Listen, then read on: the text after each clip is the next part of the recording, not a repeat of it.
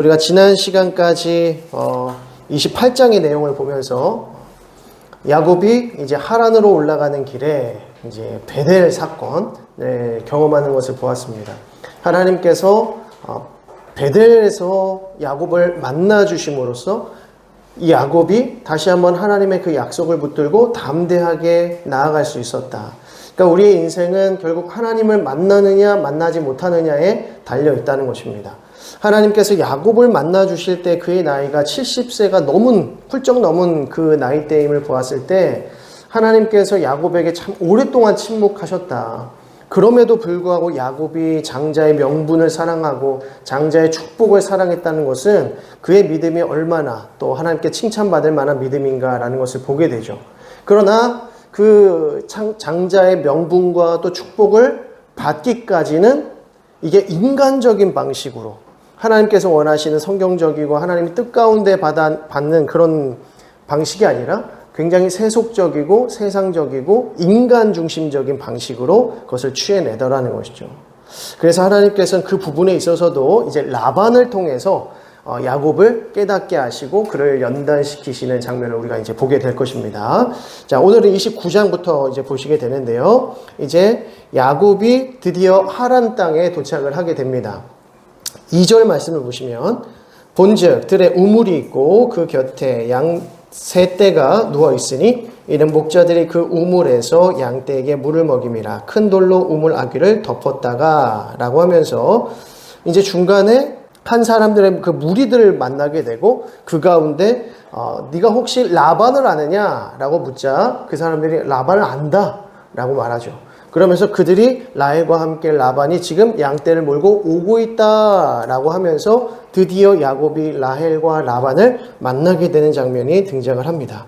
그래서 13절의 말씀을 보시면 라반이 그의 생질 야곱의 소식을 듣고 달려와서 그를 영접하여 안고 입맞추며 자기 집으로 인도하여 드리니 야곱이 자기의 모든 일을 라반에게 말하매 라고 합니다. 자, 여기서부터 이제 야곱이 본격적으로 라반을 통하여서 그의 삶에 연단을 받는 과정이 이제 등장을 하죠. 자, 그래서 라헬을 만났다. 그리고 라헬을 통해서 라반을 만나는 장면이 등장하고요. 그런데 이제 라반과 함께하는 그 시간 동안 라반이 이제 야곱에게 묻는 것이죠. 내가 너와 함께하되 어떻게 그저 너와 이렇게 함께하겠느냐? 너의 품삯을 정해라. 그냥 우리 집에서 일하지 말고 내가 그 품삯에 맞게 합당하게 대우하겠노라 라고 하는 것이죠. 그때에 야곱이 무엇을 말하냐면 라헬과 결혼하게 해주십시오. 내가 라헬을 위해서 7년 동안 외삼촌을 섬기겠나이다 라고 하는 거죠. 그래 이제 좋다 라고 하면서 그렇게 하기로 다짐하는 장면이 이제 18절에 등장을 합니다. 그래서 18절을 보면 야곱이 라헬을 더 사랑함으로 대답하되 내가 외삼촌의 작은 딸 라헬을 위하여 외삼촌에게 7년을 섬기리이다 라고 했습니다. 여기서 보면 이제 17절에 레아는 시력이 약했고 라헬은 곱고 아리따웠다. 이런 말씀을 보면 이제 남자는 다 똑같네 이런 생각을 이제 하시게 되겠죠. 네. 근데 이제 여기서 보면 레아가 시력이 약했다라고 하는 것이 야곱으로 하여금 레아를 선택하지 못하게 하는 그 이유처럼 등장을 하고 있습니다. 그러면 시력이 약했다는 것은 무엇이냐면 그냥 단순히 앞을 보지 못했다, 그냥 멀리 보지 못했다 이 정도의 그런 부분이 아니라 약간 이제 사시가 있었다라는 것으로 보여집니다. 그래서 딱 봤을 때 다른 곳을 보고 있는 듯한 그런 느낌이 드는 그 이제 외모가 이제 레아였다는 것이죠. 그래서 이 시야가 조금 어려운 것들을 볼 때 야곱이 마음의 불안감이 아마 찾아왔을 겁니다. 왜냐하면 자기 아버지 이삭이 눈이 어두웠을 때에 자기가 지금까지 해왔던 잘못된 부분들이 있었기 때문에 레아를 딱 보면서 조금 마음의 죄책도 왔을 것이고 좀 마음의 두려움이 왔을 것이고 걱정이 왔을 거라는 거죠. 그래서 레아가 시력이 약했다라고 하는 것은 이 야곱으로 하여금 뭔가 마음에 좀 불안감을 조장하는 그런 내용으로 볼 수 있는 것입니다.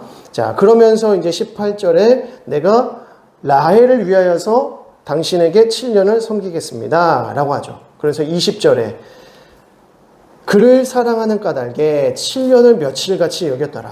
무슨 시같이 이렇게 무슨 노랫말같이 7년을 7일처럼 여겼다. 예, 얼마나 사랑했는지 그렇게 했다는 것이죠. 자, 21절에 야곱이 라반에게 이르되 내 기한이 찼으니 내 아내를 내게 주소서 내가 그에게 들어가겠나이다 라고 하면서 이제 잔치를 엽니다. 그런데 누가 들어왔어요? 그 신혼방에 누가 들어옵니까? 레아가 들어옵니다. 레아가. 자, 그래서 레아가 들어오면서 25절에 야곱이 아침에 보니 레아라 라반에게 이르되 외삼촌이 어찌하여 내게 이같이 행하셨나이까? 내가 라헬을 위하여 외삼촌을 섬기지 아니하였나이까? 외삼촌이 나를 속이시면 어찌미니까? 라고 했더니 라반이 뭐라고 합니까? 우리 지방에서는 언니보다 아우를 먼저 보내는 법이 없다. 그래서 27절에 이를 위하여 7일을 채워라. 7일을 채우면 우리가 라헬도 너에게 주리라 라고 합니다.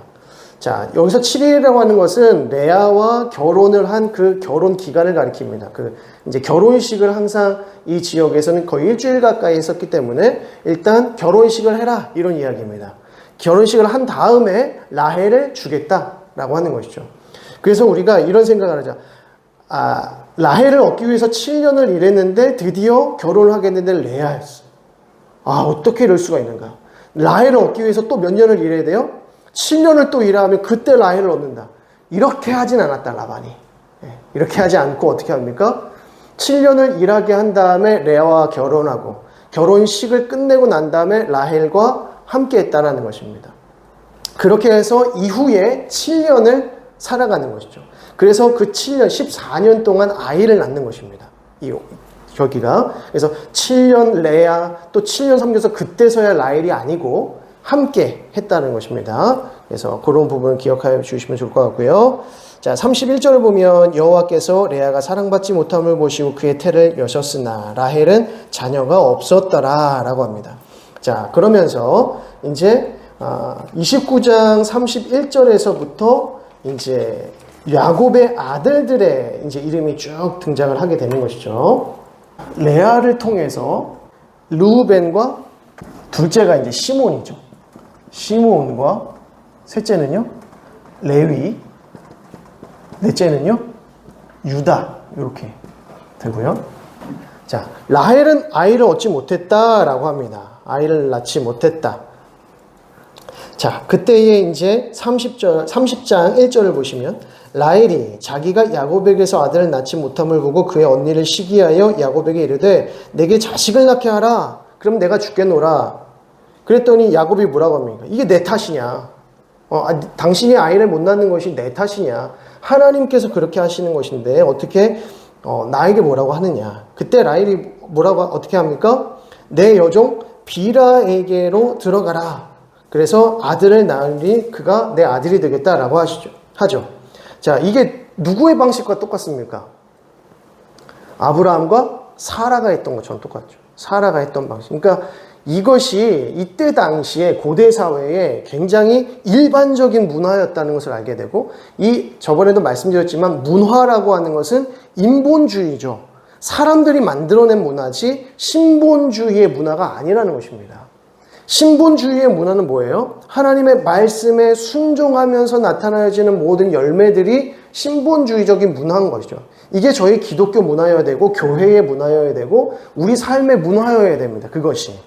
그런데 우리가 인본주의적인 문화 속에서 살아가게 되면 이러한 문제들이 계속해서 발생하더라는 것이에요.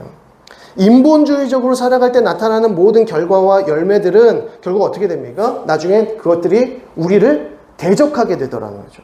이스마엘처럼 그렇게 우리를 대적하게 되고 에서처럼 우리를 대적하게 되는 일들이 벌어진다는 겁니다. 그러니까 우리가 인본주의적인 그 시대적인 상황 속에서의 그 문화를 따를 것이 아니라 하나님이 말씀하실 때 그 말씀에 믿음으로 순종할 때에 우리의 삶에 믿음의 문화가 나타난다는 것이죠. 그래서 저와 여러분들이 항상 고민해야 될 부분은 그것입니다. 내가 이 세상의 풍조와 또 이 세상 사람들의 이 문화 속에서 내가 편향하면서 살아가는 것이 아닌가, 그거와 내가 타협하면서 살아가는 것이 아닌가를 항상 되물으셔야 된다는 겁니다. 그렇지 않으면 반드시 그 열매는 우리를 대적하게 되더라는 겁니다. 자, 그래서 지금 라헬 역시도 결국에는 세상적인 그 문화적인 방식을 통해서 자기의 몸종이었던 빌하를 이제 야곱에게 주는 것이죠. 그래서 빌하가 낳은 아들은 제일 먼저 단이 나타나고요. 그리고 납달리가, 자, 이런 부분을 봤을 때 레아가 믿음이 좋은 것 같으세요? 아니면 라헬이 믿음이 더 좋은 것 같으세요? 레아가 야곱에게서 자기가 이제 사랑을 못 받는다는 거 압니까? 모릅니까? 다 알죠. 다 알죠. 그러니까 나중에는 라헬이 레아한테 당신 오늘은 내가 야곱하고 한번 합방하는 거 내가 허락해 줄게 해서 합방하게 되는 그 정도의 수준으로 나간다는 것이죠. 라헬의 힘이 얼마나 대단했는지. 그러니까 레아가 그거 다 안다는 말입니다. 그래서 레아가 아이를 낳았을 때 그 이름을 다 뭐라고 하냐면 르우벤을 보시면 그 주석에 뭐라고 달려 있습니까? 보라 아들이라는 것이죠.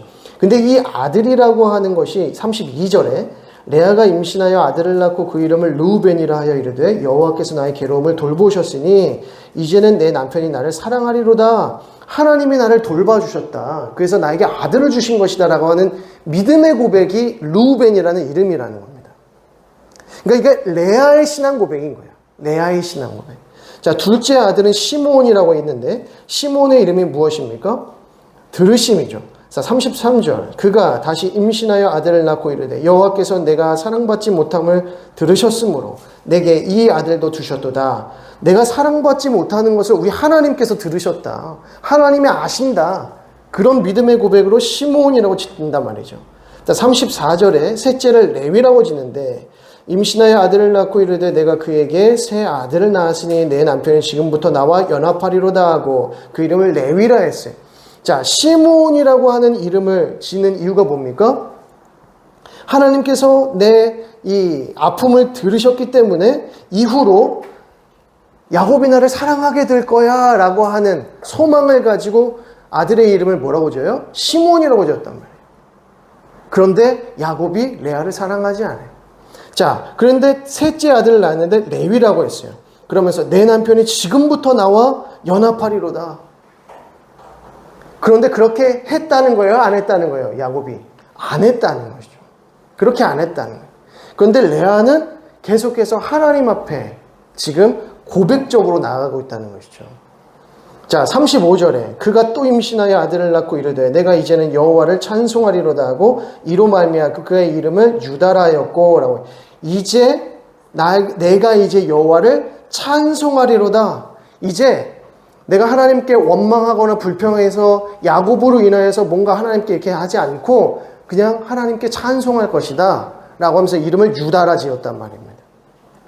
이러고 볼 때 레아가 야곱으로부터 사랑을 받지 못했음에도 불구하고 하나님 바라봤을 때 하나님께서 그에게 아들들을 주시더라는 것이죠. 자, 여기서 보게 된 때에 우리는 하나님께서 하나님의 아들, 자녀들을 이제 이 야곱, 아브라함과 이삭과 야곱에게 자식을 주실 때 이것은 하나님께서 주시는 거죠. 하나님께서 하나님의 방식으로 하나님의 백성들을 낳게 하시는 거예요. 이게 하나님의 방식이라는 것이죠.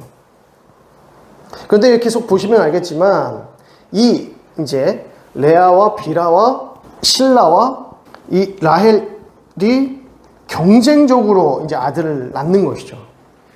이게 경쟁적으로 아이를 낳는 것입니다. 이로 봤을 때 하나님을 정말 의지하면서 하나님께 열매를 거뒀던 사람은 누구였냐면 레아였다는 것을 알 수가 있습니다. 자, 그런 부분에서 이제 라헬이 빌하를 통해서 단과 납달리를 얻게 되고요. 그 다음에 이제 9절을 보시면 레아가 자기의 출산이 이제 멈췄다는 것을 알게 되고 이제 실바를 데려다가 야곱에게 주어서 아내로 삼게 합니다. 그래서 누구를 낳습니까? 갓과 아셀을 낳습니다. 지금 레아도 이제 자기가 태가 멈췄음을 보면서 누구의 방식을 따라요? 세상적인 방식을 따라요. 내가 야곱에게 굉장히 사랑을 받고 싶고 그리고 이 집안에서 결국에는 이 4명의 여자 중에 어떤 여인이 가장 야곱에게 총애를 받겠습니까? 그때 당시의 문화 속에서 남편의 총애를 받는 여인이 누구겠어요? 아들을 많이 낳아주는 여인이 총애를 받을 수밖에 없습니다. 왜냐면 이때 당시에는 남자가 재산이었고 또 농사를 지을 수 있었고 목축을 할 수 있었고 전쟁을 할 수 있었고 모든 것을 할 수 있는 것이 남자 중심이었기 때문에 남자가 많은 집이 결국 그 족속이 힘을 얻는 것이죠. 그러니까 아들을 많이 낳는 것이 이때 당시에 가장 큰 문화였다는 것입니다. 그리고 왜 한 남자에게 일부 다처제라고 하죠? 왜 여러 여자들이 이렇게 결혼하는 것을 너무 당연시 여겼느냐? 남자의 권위와 권세가 높았을 뿐만 아니라 남자 자체가 이게 전쟁을 치르고 이게 재산이라는 거죠. 힘이라고 하는 것입니다. 굉장히 힘의 논리로 지배되었던 시대가 바로 이 고대 사회였다는 것을 알 수 있죠. 그러니까 하나님을 의지하면서 하나님께서 우리를 보호하시고 돌보시는 이 신앙의 논리로 가는 것이 아니라 힘의 논리가 결국에는 이 시대에도 흐르고 있더라. 그게 더 시각적으로 더 잘 보이죠. 그러면 지금 저희는 이 시대를 살아가면서 이렇게 욕할 겁니다. 성경이 어떻게 일부 다처제를 허용하냐. 이거는 너무 미개하다 이렇게 생각하지만 결국에는 지금 보여주는 이 모든 장면들이 뭐냐면 힘의 논리로 작용하고 있다는 것이죠. 그러면 지금 이 시대를 살아가는 남자들이나 여자들이나 모두 우리 이 사회의 구성원들이 힘의 논리로 살아가고 있지 않은가? 신앙의 논리로 살아가고 있는가? 성경적인 논리로 살아가고 있는가? 일부 다처제를 뭐라고 할 게 아니라 지금 나는 어떠한 논리로 이 인생을 살아가고 있는가를 돌아볼 수 있어야 되는 것이죠. 물론 시대적으로 그리고 상황적으로 보자면 여러 가지로 문제점이 많은 시대가 이 고대 사회입니다. 노예제도도 그냥 허용되었고 뭐 여러 가지 문제점들이 많이 발생해요. 특히 인권에 대해서 인권 문제를 가지고 구약 성경을 들여다보면 굉장히 기독교가 공격을 많이 받습니다. 근데 문제는 그때 구약 시대에 살았던 사람들이나 지금 시대에 살아가는 저와 여러분들이나 그 본성이 같다 다르다? 같다는 겁니다. 우리는 매우 인권적이고 도덕적이고 윤리적인 것처럼 보이지만 결코 그렇지 않다는 거죠. 우리가 힘의 논리를 떠나서 기독교적인 가치관을 가지고 살아가는가? 그렇지 않죠. 지금 이 시대가 그 무엇보다도 힘의 논리로 작용하고 있지 않습니까? 그래서 어떻게든지 힘을 가지려고 돈을 버는 것이고 높은 곳으로 하려고 하는 것이고 어떻게든지 힘을 가지려고 하는 건 아니겠습니까? 결국에는 똑같은 죄된 성정을 가진 사람들이구나 라는 것을 우리가 배우게 되는 것이죠. 하나님께서 아담과 하와를 창조하셨을 때 하나님께서 원하셨던 가족 공동체의 모습은 이제 다 사라져버리고 힘의 논리가 지배해버리는 이 가정의 모습을 보게 되는 것이죠. 그러니까 영적인 질서가 아예 없지 않습니까? 그런데 하나님께서 그럼에도 불구하고 이 야곱의 가정 가운데 영적인 질서를 세우시고자 하나님께서 역사하신다는 거죠. 자, 그런 것들을 우리가 또 보아야 되는 것입니다. 자, 그렇게 해서 실바가 갓과 아셀을 이제 낳게 되고요. 이제 14절을 보게 되면 밀 거둘 때 르우벤이 나가서 들에서 합 한 채를 얻어 그의 어머니 레아에게 드렸더니 라헬이 레아에게 이르되 언니의 아들의 합 한 채를 청구하노라 라고 합니다. 자, 밀 거두는 시기는 열매가 곡식이 많이 나는 시기입니다. 그러니까 그때에 합 한 채라는 것이 이제 얻게 되는데 이 합 한 채는 뭐냐면 식물 이름입니다. 식물 이름이고 이제 약초라고 하긴 그렇지만 어쨌든 이제 그때 당시에는 어느 정도의 효과가 약의 효과가 있었고 임신 촉진제로 여겨졌던 식물이라고 합니다. 근데 이게 뭐 정말 임신이 잘 됐다 이런 게 아니라 미신이죠. 이 합 한 채를 먹으면 아이를 가질 수 있을 것이다 라고 하는 하나의 미신인 겁니다. 자, 그런데 여기에 르우벤이 합 한 채를 얻어서 레아에게 주니 이것을 본 라헬이 뭐라고 합니까? 언니의 그 합 한 채를 나에게 달라. 왜? 나는 지금 하나도 없지 않느냐? 당신의 합 한 채를 청구하노라. 달라. 이렇게. 청구한다는 것은 우리 타협하자, 협상하자 이 말입니다. 그럼 레아가 너 나한테 뭐 줄 건데? 뭐 줍니까? 야곱 줄게. 야곱 줄 테니까 나에게 합 한 채 줘. 이렇게 해서 거래를 하게 되고 자, 그래서 16절에 저물 때에 야곱이 들에서 돌아오매 레아가 나와서 그를 영접하며 이르되 내게로 들어오라. 내가 내 아들의 합한 채로 당신을 샀노라. 그 밤에 야곱이 그와 동침하였더라. 도대체 야곱은 뭐 하는 사람인지 모르겠어요. 야곱은 그냥 꽂아놓은 보릿자루 같은 인생이에요, 지금. 예전에 막 뭔가 자기의 인생에 주도적이고 뭔가 이렇게 머리를 써가지고 자기가 얻고 싶은 걸 얻어내는 그런 건 다 없어지고 그냥 여인들에게 계속 휘둘리는 모습을 보게 되는 거죠. 17절. 하나님이 레아의 소원을 들으셨으므로 그가 임신하여 다섯째 아들을 야곱에게 낳은지라. 자, 그리고 18절에 그의 이름을 이사갈이라고 합니다. 그리고 또 하나 또 났어요. 누구죠? 스불론. 그렇게 해서 총 6명의 아들을 낳습니다. 6명의 아들이 딱 낳습니다. 레아가 6명의 아들을 낳는 동안 라헬은 한 명의 아들도 낳지 못하는 상황이죠. 여러분, 합한 채로 아들을 낳을 수 있다라고 생각하는 이 라헬의 이 신념, 이 사상, 생각, 이게 매우 미신적이고 그리고 매우 토테미즘적이라는 것입니다. 그러니까 이게 고대 사회를 지배하고 있었던 어떤 신적인 생각들이었던 것이죠. 그러니까 우상을 이들이 왜 그렇게 가까이 했는가를 볼 수 있는 부분들입니다. 자, 그런데 이제 스불론까지 낳고 거기에 누구까지 낳아요? 레아가 딸을 하나 더 낳죠? 디나까지 이제 딸을 낳습니다. 딸을 낳고 그 후에 이제 하나님이 22절 라헬을 생각하신지라. 하나님이 그의 소원을 들으시고 그의 태를 여셨으므로 그가 임신하여 아들을 낳고 이르되 하나님이 내 부끄러움을 씻으셨다. 이름을 요셉이라고 짓습니다. 라헬도 참 딱한 게 계속해서 부끄러움과 수치 가운데 있었다는 것을 알 수 있죠. 라헬은 야곱이 가장 사랑했던 여인이었음에도 불구하고 야곱을 얻었음에도 단 야곱을 위하여 한 명의 아들도 낳지 못했던 그 마음에 부끄러움이 있었고 수치가 있었고 그러니까 마음이 더 완악해질 수도 있었겠다라는 생각을 하게 되는 것이죠. 근데 하나님께서 그를 생각하신지라 해서 요셉을 딱 주십니다. 합한 채로 얻는 게 아니다. 우리가 원하는 열매, 우리가 생각하는 어떤 그 목적은, 결과는 우리의 생각이나 우리의 이 세상적인 방식으로 얻는 것이 아니라 하나님이 우리를 생각하시고 하나님이 우리에게 주고자 하신다면 하나님께서 주시는 것이다 라는 것을 깨닫게 되는 것이죠. 그렇게 해서 드디어 라헬이 아들을 얻게 되고 이름을 요셉이라 합니다. 그래서 이후에 이 요셉이 얼마나 귀해요. 그죠? 얼마나 귀합니까? 그래서 14년 만입니다. 14년 만에 아마 낳았을 겁니다. 14년 만에 요셉을 낳고 25절에 바로 라헬이 요셉을 낳았을 때에 야곱이 라반에게 이르되 이제 나는 고향 땅으로 돌아가겠노라 라고 합니다. 이렇게 지낸 게 이제 17년이라고 하는 것이죠.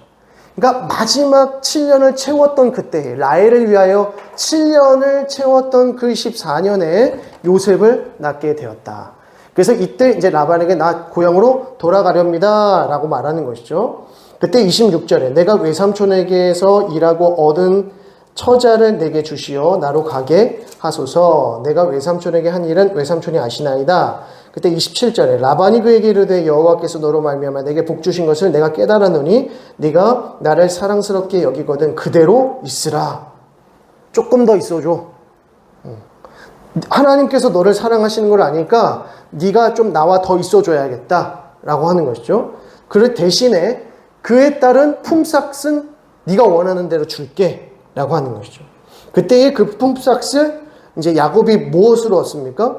짐승으로 이제 얻으려고 하는 것이죠. 그래서 32절을 보면 오늘 내가 외삼촌의 양떼에 두루다니며 그 양 중에 아롱진 것과 점박입니다. 그리고 점 있는 것과 검은 것을 가려내어서 또 염소 중에 점 있는 것과 아롱진 것을 가려내리니 이 같은 것이 내 품삯이 되리라. 짐승들 가운데 양이나 염소나 이런 짐승들 가운데 이제 점박이가 태어나거나 아니면 점 있는 것만 태어나거나 아니면 검은 게 태어나면 그거 내가 갖겠다. 나머지 멀쩡한 것들, 예쁜 것들, 흠 없는 것들은 내가 삼촌을 위해서 다 주겠다 라고 거래를 합니다. 그랬더니 라반이 괜찮거든요.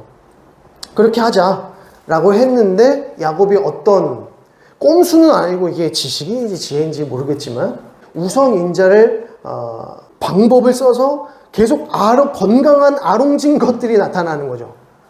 흠없는 것들, 깨끗한 것들은 비리비리하고 오히려 힘 있는 것들은 다 아롱지고 점 있는 것들만 다 태어난다는 것이죠. 이거를 라반의 자식들이, 아들들이 그것을 아는 겁니다. 그래서 야곱을 경계하기 시작하고 42절을 보시면 약한 양이면 그 가지를 두지 아니하리니 그렇게 함으로 약한 것은 라반의 것이 되고 튼튼한 것은 야곱의 것이 된지라. 이에 그 사람이 매우 번창하여 양떼와 노비와 낙타와 나귀가 많게 되었다 하는 것이죠. 그래서 31절에 야곱이 라반의 아들들이 하는 말을 들은즉 야곱이 우리 아버지의 소유를 다 빼앗고 우리 아버지의 소유로 말미암아 이 모든 재물을 모았다 하는지라 라고 합니다. 이제 이 라반의 아들들이 야곱을 시기하기 시작했고요. 그래서 2절에 야곱이 라반의 안색을 보니까 자기에게 대해 예전만 못하다는 거예요. 라반도 느끼기 시작한 겁니다. 이거 어떻게 됐길래 흠없는 것들은 이렇게 다 비리비리하고 다 이거 점박이들 아롱진 것들은 이렇게 뭐 이렇게 튼튼해. 이거 너 뭐 한 거 아니야? 이렇게 생각을 하게 되는 것이고 아니나 다를까 라반의 아들들이 그렇게 몰아가는 것이죠. 그래서 3절에 여호와께서 야곱에게 이르시되 내 조상의 땅 내 족속에게로 돌아가라 내가 너와 함께 있으리라 하신지라 라고 합니다. 이때에 이제 하나님께서 야곱에게 말씀하시는 거죠. 떠나라 라고 말씀하시는 겁니다. 하나님께서 원하시는 그 타이밍을 볼 때에는 그저 어떤 상황적인 부분들이 아니라 하나님께서 그렇게 만들어 가시는 것을 볼 수가 있습니다. 시기가 있고 좀 고난이 있고 어려움들이 올 때에 그것을 그냥 하나님께서 나와 함께 하시지 않는가 라고 생각할 것이 아니라 하나님께서 나에게 또 다른 어떤 메시지를 주시구나, 하나님께서 나에게 원하시는 부분들이 있구나 라는 것을 보게 됩니다. 그러니까 우리가 고난이 올 때나 어떤 인간적인 갈등들이 올 때나 여러 가지 어려움을 당할 때 우리는 하나님께서 우리에게 무엇을 말씀하고자 하시는지를 들을 수 있어야 된다는 겁니다. 그저 신세 한탄을 하거나 그 삶의 어려움들을 호소하거나 그냥 눈물 흘리고 있을 것이 아니라 하나님께서 나에게 원하고 계시는 부분이 있겠구나. 하나님께서 나에게 어떤 새로운 발걸음, 어떤 새로운 영적인 도전들을 원하시는구나를 우리가 깨달을 수 있어야 된다는 것입니다. 하나님께서는 지금도 우리에게 이 말씀을 통해서 그리고 우리의 상황적인 부분들을 통해서 계속해서 인도해 가시기 때문에 우리가 그것들을 잘 봐야 된다는 것입니다. 자, 그렇게 해서 이제 드디어 야곱이 라반을 떠나게 되는 상황이 이제 등장을 하게 되는 것입니다. 이 야곱이 라반을 떠날 때에 이 모든 가족들을 다 데리고 떠났을 뿐만 아니라 그 약속된 수많은 짐승들과 노비들까지, 종들까지 다 데리고 이동을 하게 됩니다. 이 친구들도 어느 정도 나이가 돼서 장성한 나이가 된 이제 루벤이나 시몬이나 레위나 유다 같은 경우에는 아이를 이제 결혼해서 낳을 수 있는 나이대가 됐을 겁니다.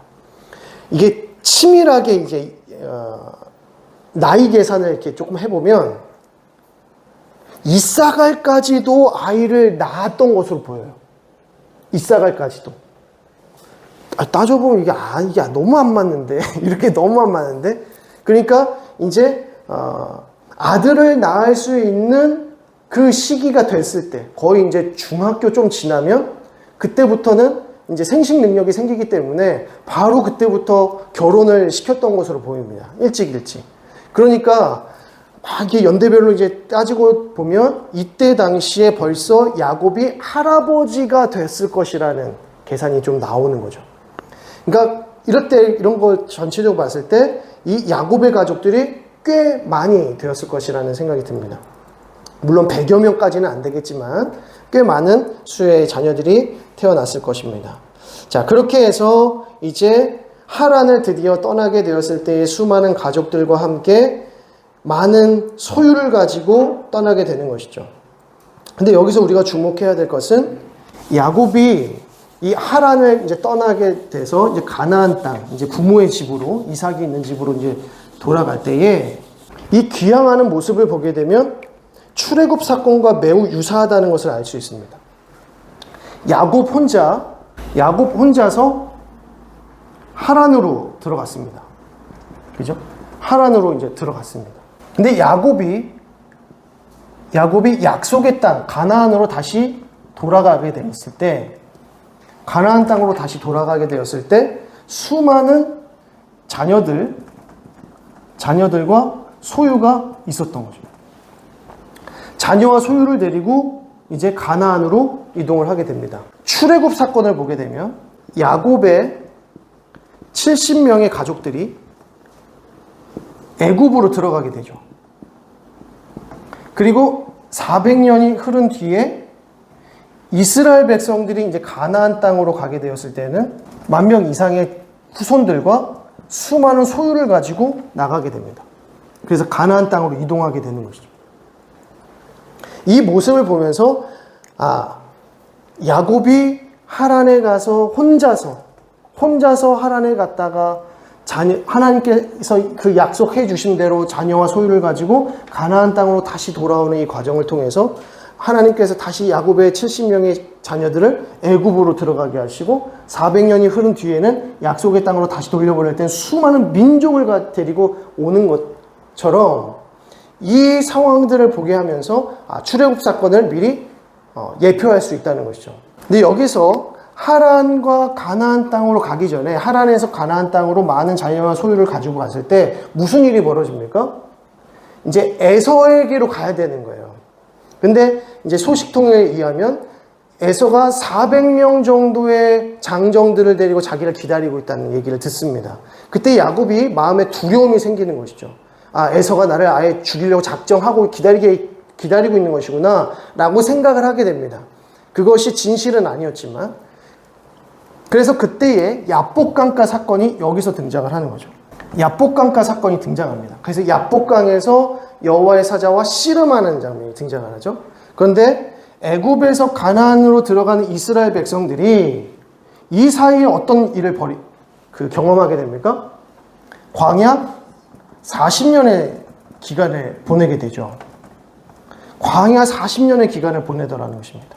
그 이유도 똑같아요.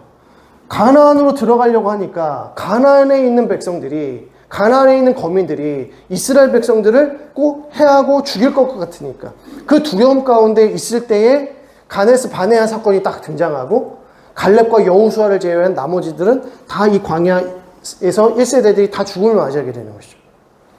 그러니까 하나님께서 약속하신 부분들을 신뢰하지 못하고 머뭇머뭇거렸을 때에는 하나님께서 이 가운데서 연단하시더라라고 하는 겁니다.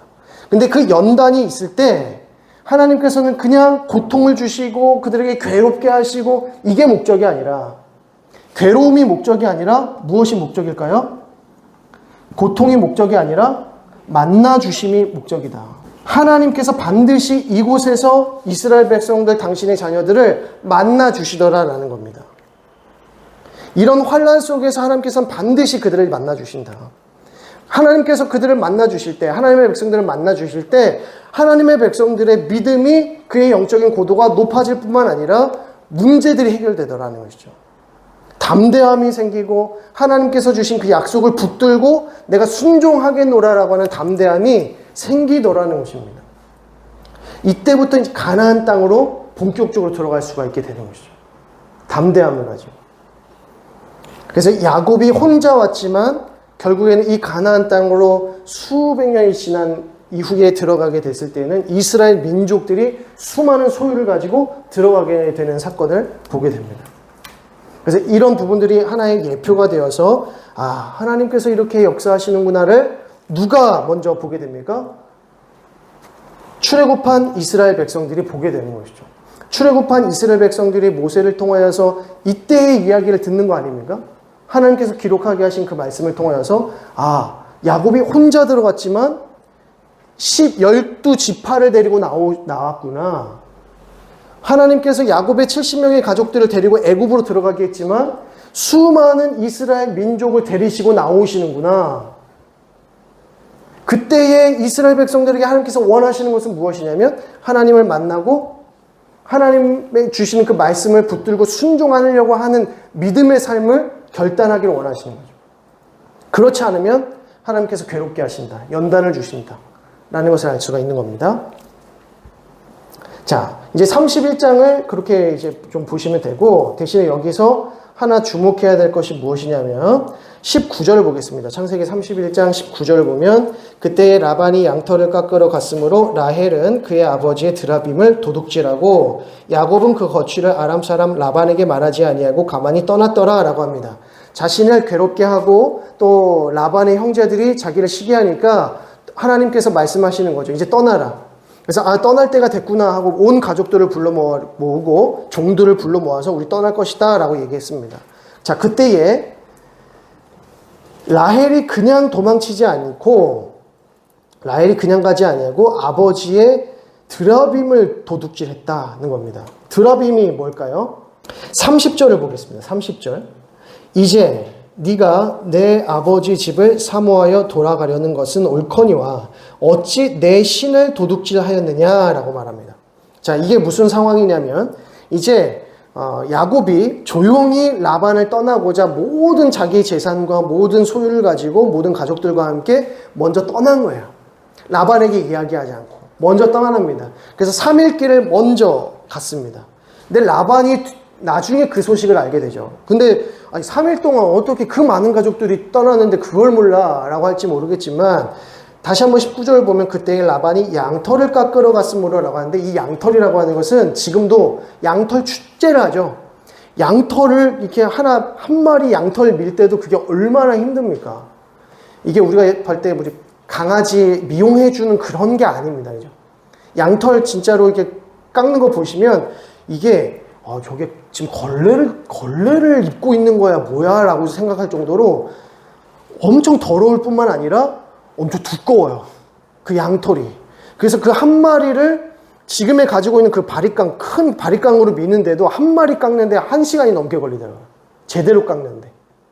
그러면 그 많은 짐승들의 양털을 다 깎으려고 그러면 얼마나 많은 인원이 동원돼서 깎겠습니까? 그래서 양털 축제를 하는 거죠, 지금도. 양털 축제를 하면서 거의 일주일 내내 양털 깎습니다. 그러면서 이제 양고기도 먹고 여러 가지 축제를 벌이지만, 그래서 3일 동안 지금 이 야곱이 이미 떠났음에도 불구하고 알지 못했던 것입니다. 뒤늦게 라반이 그것을 알고 쫓아가는 거죠. 쫓아가는 과정 가운데서 하나님께서 라반에게 나타나셔서 야곱을 해하지 말라, 그 무엇도 뺏지 말라라는 음성을 듣습니다.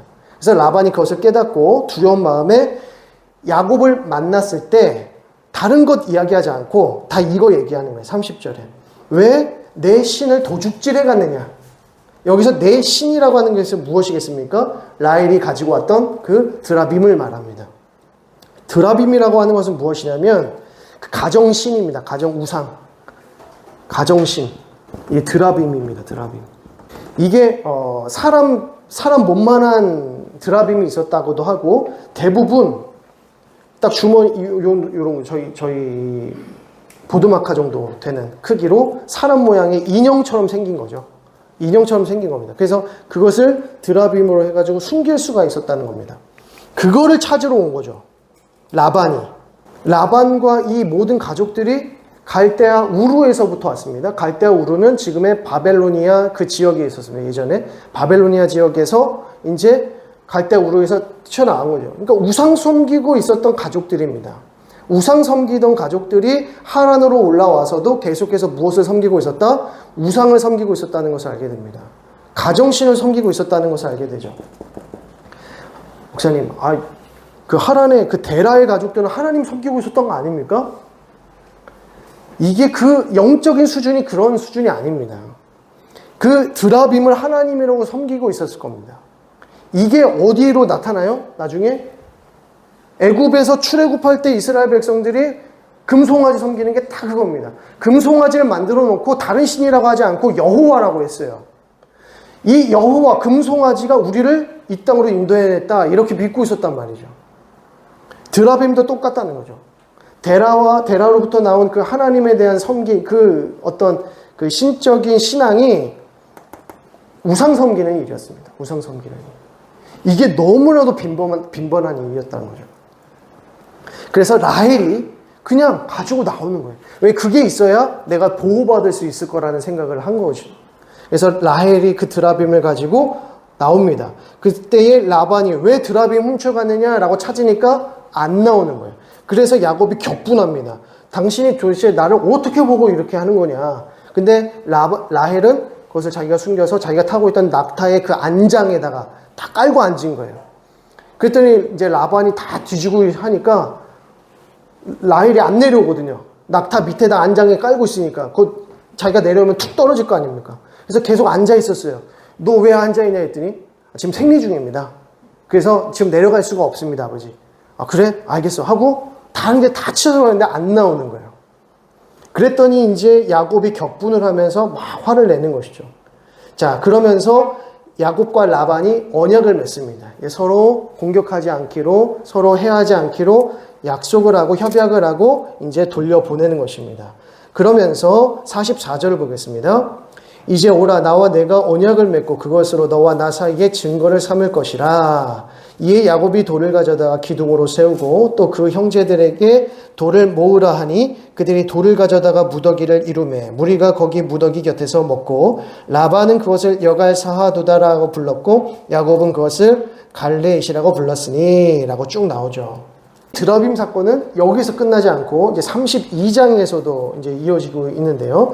32장을 보게 되면 1절입니다. 야곱이 길을 가는데 하나님의 사자들이 그를 만난지라. 야곱이 그들을 볼 때에 이르기를 이는 하나님의 군대라 하고 그 땅 이름을 마하나임이라 하였더라 라고 합니다.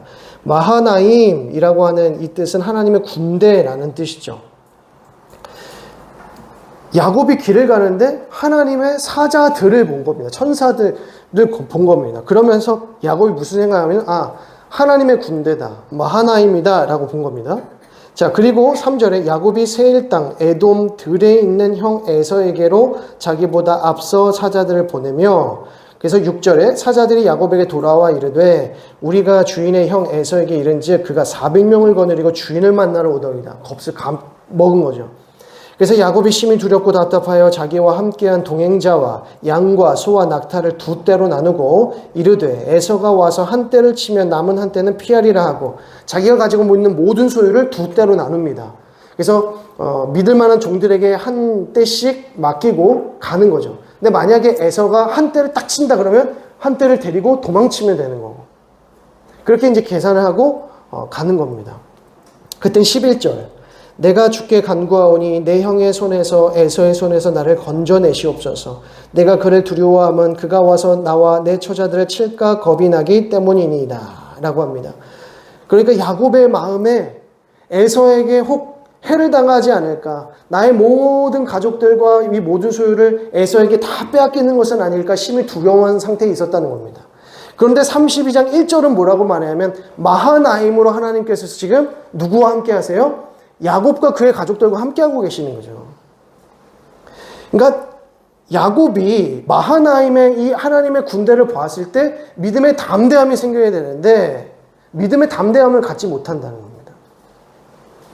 자, 그러면서 이제 두 떼로 나눠서 이제 가게 만들고 난 후에 자, 16절을 보겠습니다. 그것을 각각 떼로 나누어 종들의 손에 맡기고 그의 종에게 이르되 나보다 앞서 건너가서 각대로 거리를 두게 하라 하고 완전히 겁쟁이 같은 모습을 보이죠. 두 떼로 나눈 거를 종들에게 먼저 해서 보내고 자기는 강을 건너지도 않고 강 이 안쪽에서 보고 있는 겁니다. 그게 이제 야복강가인 것이죠.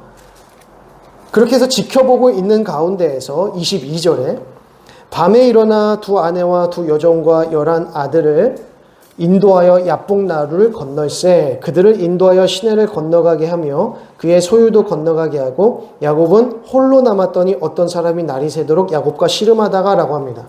자, 누구까지 건너보내요? 처자들과 아들들까지 다 건너보내요. 강 건너요. 자기는 혼자 딱 남는 거죠. 두 떼로 다 먼저 보내고 심지어 자기 처자들과 가족들까지 먼저 보내고 자기는 홀로 야복강가에 남아있는 겁니다. 그때에 어떤 사람이 날이 새도록 야곱과 씨름했다고 하는 것이죠. 이건 너무 잘 알고 계시죠.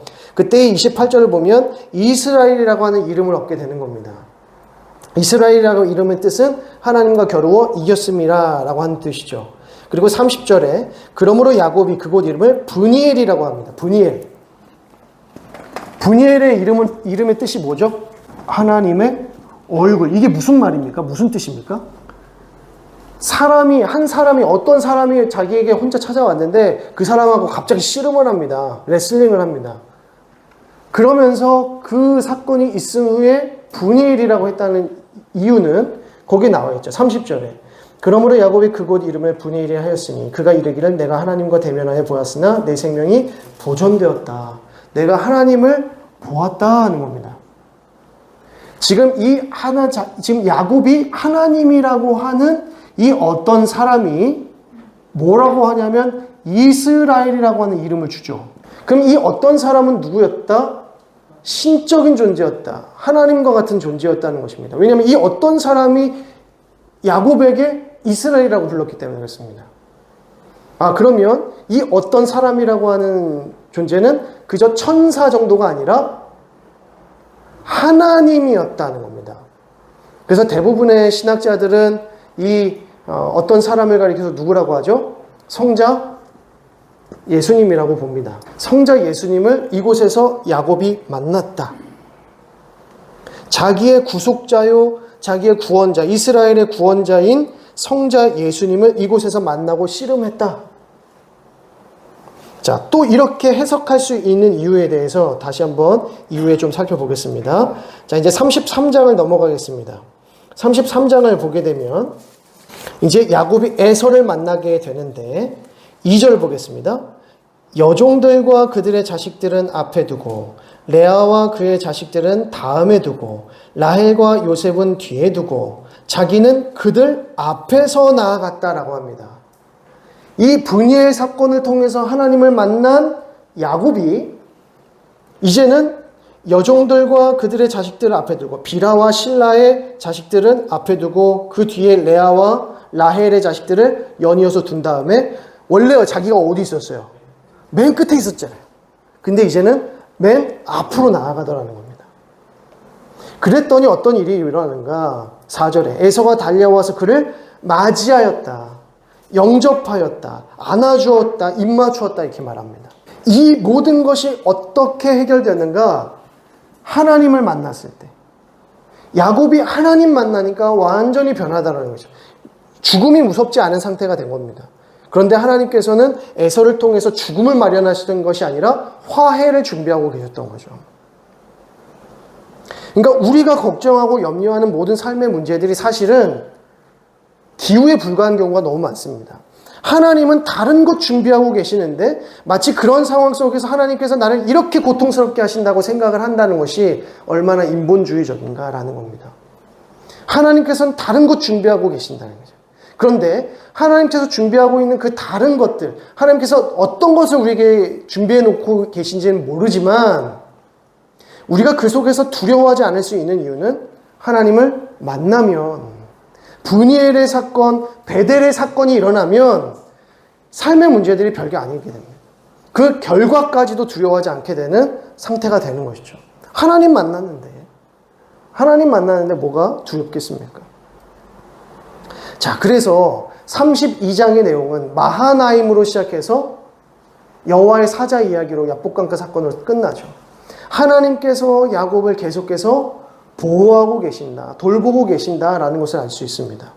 자, 그러고 에서를 만나게 되고 에서와 만나게 됐을 때 눈물을 흘리게 되는 것이죠. 그리고 6절에 그때의 여종들이 그의 자식들과 더불어 나와 절하고 레아와 그의 자식들과 더불어 나와 절하고 그 후에 요셉이 라헬과 더불어 나와 절하니 에서와 이제 화해하는 장면들입니다.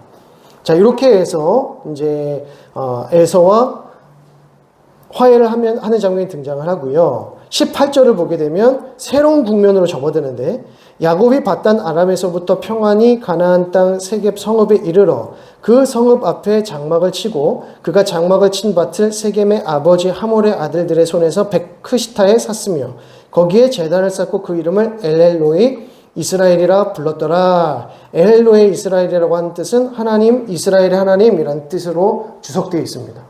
자, 여기서 야곱이 무사히 하란에서부터 세겜 땅까지 도착했고 이 세겜 땅을 이 세겜의 아버지 하몰의 아들들에서 백크시타에 사게 되었다는 거예요. 이제 이 땅도 야곱의 땅이 되었다는 것이죠. 자, 그런데 이제 34장에 이 세겜 땅 이유 때문에 이 세겜 족속으로 인하여서 디나가 강간을 당하는 사건이 드러나고 이 사건으로 인해서 무슨 일이 벌어지냐면 야곱의 두 아들들 누굽니까? 시므온과 레위가 이 세겜 족속의 아들들을 할례를 시키고 그리고 모조리 다 몰살시킵니다. 근데 더 악한 것은 몰살시킨 것으로 끝내는 것이 아니라 그곳에 있는 족속들에게 있는 것들을 노략해요. 가지고 오는 거죠. 자기의 소유로. 자, 이 사건이 야곱에게 너무나도 큰 충격을 가져다 줍니다. 그래서 30절을 보시면 야곱이 시므온과 레위에게 이르시되 너희가 내게 화를 끼쳐 나로 하여금 이 땅의 주민 곧 가나안 족속과 브리스 족속에게 악취를 내게 하였도다. 나는 수가 적은지 그들이 모여 나를 치고 나를 죽이리니 그러면 나와 내 집이 멸망하리라 라고 합니다. 아들들의 이 죄악으로 인하여서 아버지가 다른 족속들의 표적이 되는 것이 두렵기 시작했고 이제 우리 가족은 큰 해를 입게 되었다라고 걱정하기 시작했다는 것입니다. 자, 그때에 하나님께서 또 야곱을 어디로 부르세요? 35장 말씀. 하나님이 야곱에게 이르시되 일어나 베델로 올라가서 거기 거주하며 내가 내 형 에서의 낯을 피하여 도망하던 때에 내게 나타났던 하나님께 거기서 제단을 쌓으라 신지라 라고 합니다.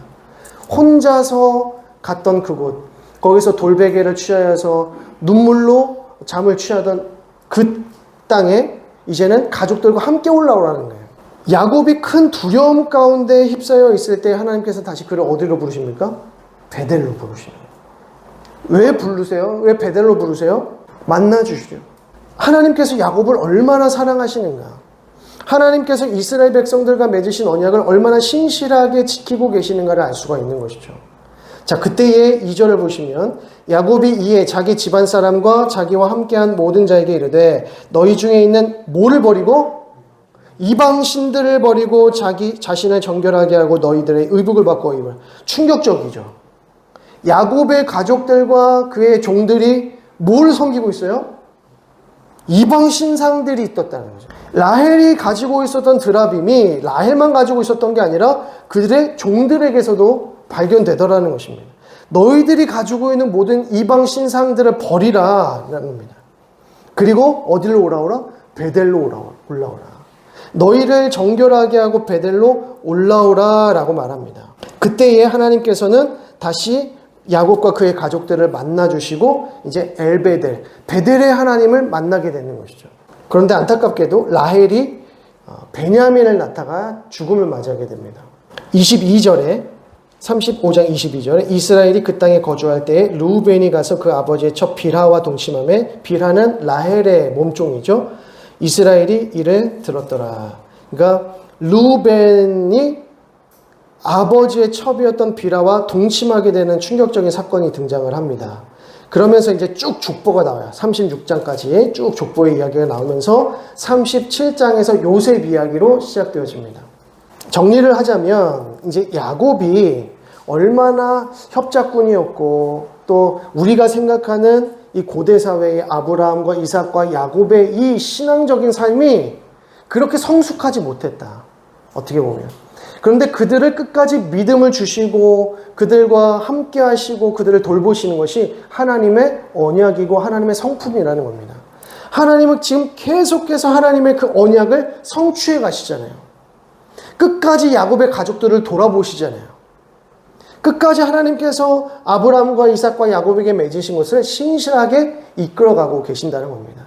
그런데 중요한 것은 이 순간순간마다 하나님께서 아브라함에게 나타나셔서 아브라함의 영적인 고도를 높이시고 이삭을 만나셔서 이삭의 영적인 고도를 높이시고 야곱을 만나셔서 야곱의 영적인 고도를 높이신다는 겁니다. 이때에 이스라엘 백성들이 이 모든 자기 조상들의 믿음의 조상들의 이 삶의 여정들을 보면서 신앙의 여정을 보면서 무슨 생각을 했을까요?